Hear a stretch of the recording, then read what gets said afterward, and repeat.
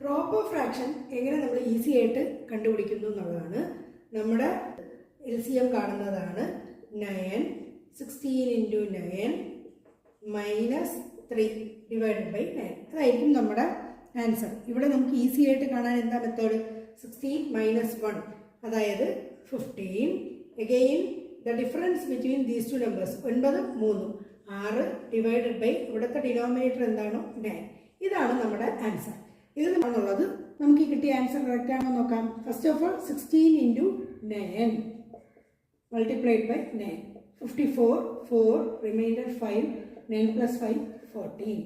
Minus 3, that is 141. 141 divided by, denominator it's 9. So 141 divided by 9.